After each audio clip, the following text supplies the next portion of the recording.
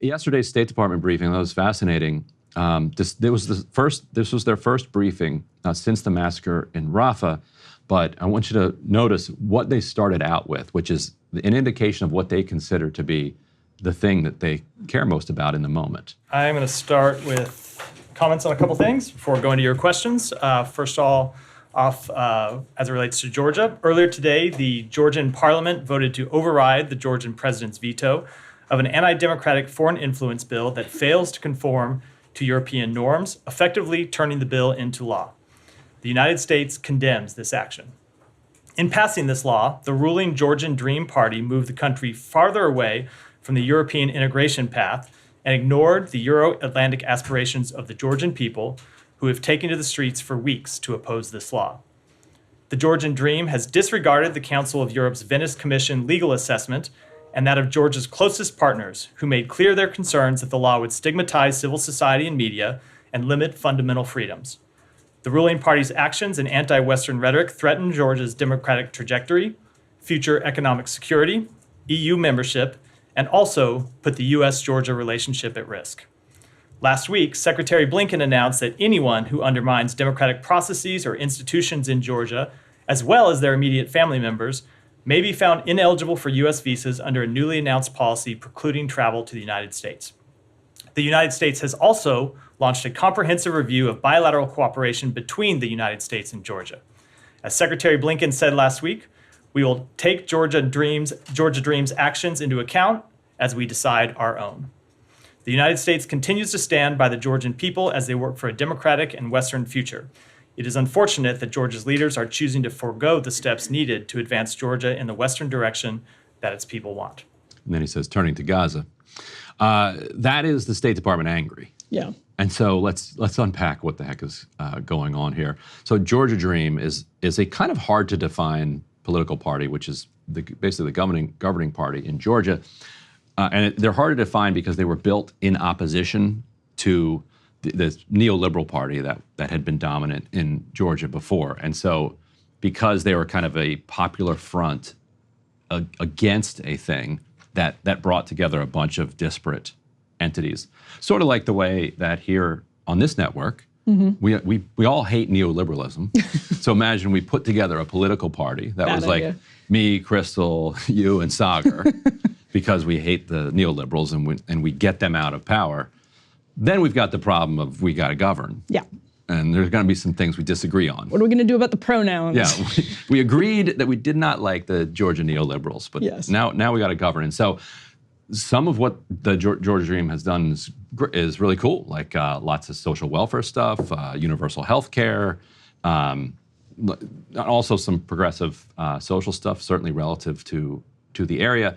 At the same time, they've got some Viktor Orban allied elements as well. There's some, some far right elements that are kind of. You're saying they're pro women and family. There you go. Yes, but exactly. So they're hostile to neoliberalism from the far right, and so it's the power inside that coalition kind of seesaws. So setting that aside, all of those elements are ones that the State Department doesn't like. Yeah. Separately, they're considered to be friendlier to Russia and relatedly than the neoliberals were. The neoliberals were very lockstep with EU.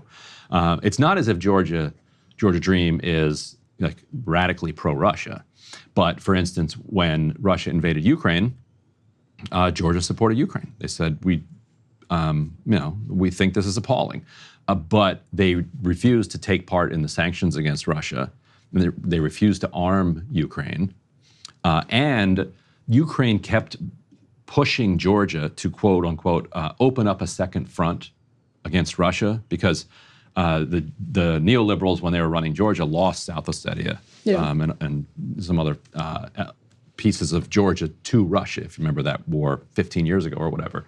And the world still says that's Georgian territory, but Russians control it. So the argument was, hey, pick a fight with Russia over on this border over here. Don't they deserve it? They stole your land. Like, fight them. And that will also help Ukraine because now Russia will have to be fighting on multiple fronts. And the Georgia Dream Party was like, no, Like, we're not doing that. Like, that, yes, we understand that would help you. We understand that we're mad that Russia did this to us. But we would get absolutely annihilated, and it would destroy Georgia. So we're not going to do that.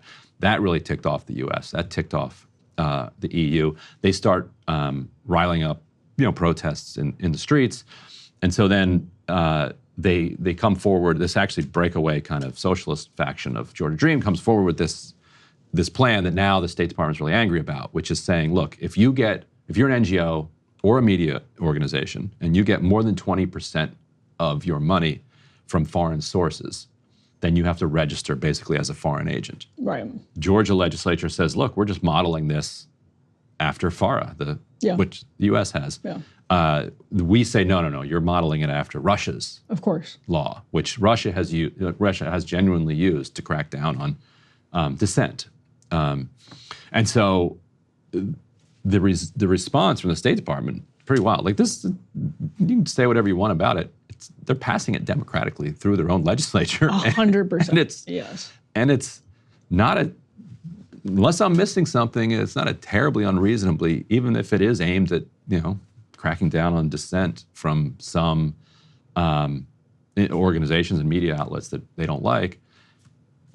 It's kind of Georgia's business if they want to do this, isn't it? But you see, Ryan, democracy is on the line around the world, which is actually what we're going to talk about in just a minute in the next block. And it's the Biden administration's line. I forget who posted this recently. It's not a new line, but basically that every time they say democracy, what they really mean, like substitute the word oligarchy when every time the sort of neoliberal leadership refers to the need to save democracy, just substitute oligarchy and everything they're saying makes way more sense. And there's oligarchs everywhere because the Georgia Dream is literally a product of an oligarch in Georgia, like in one of these kind of flamboyant cult of personality oligarch types. But which is interesting because it's like this idea that we're going to fight oligarchy with oligarchy, right? So like if you want to make the argument that Donald Trump is an oligarch, and then you're just like the party of Joe Biden and Hunter Biden and like actual oligarchy, if your answer is to say America needs to purge oligarchy, we need to fight back against it, blah, blah, blah, and your answer is Joe Biden and Hillary Clinton,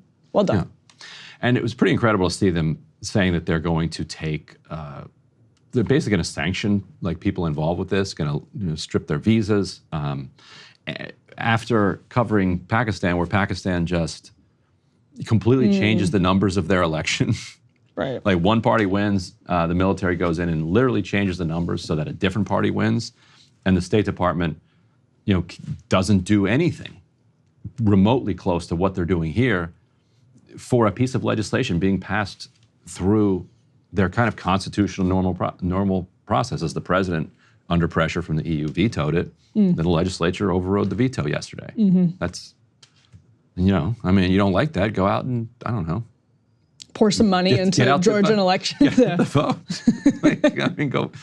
It's just people weird. are going to have to register, but register and vote if you don't like it. Go vote in the Georgia elections if you like. It's just so weird. By the way, the way FARA works is such a good, and we're going to be talking about this kind of on the Friday show, I assume, but it's such an example of American oligarchy in that oligarchs like Tony Podesta just thought they didn't have to register. Well, they knew they didn't have to register until by some crazy circumstance, Donald Trump, the host of Celebrity Apprentice, gets elected president. Paul Manafort goes to the chopping block, and this drags Tony Podesta into a scandal that ends the Podesta group. He's still lobbying, but really just never registered as a lobbyist on behalf of Ukraine, even though, there people were talking to CNN at the time being like, he was obviously having these meetings on the Hill as a representative of Ukraine, not the shell organization he set up to disguise it. So even if you have democratically passed legislation like FARA that requires registration, oligarchs will still find a way to poke holes in it. Yeah. It just feels like a real who do we think we are kind of moment. Like, Yes. I mean, Georgia should just do whatever Georgia wants to do. Yeah. Hey, if you liked that video, don't forget to hit the like button and subscribe to Breaking Points. If you want to see the rest of Counterpoints, go to breakingpoints.com to become a premium member and get the full uncut show every morning in your inbox and on Spotify.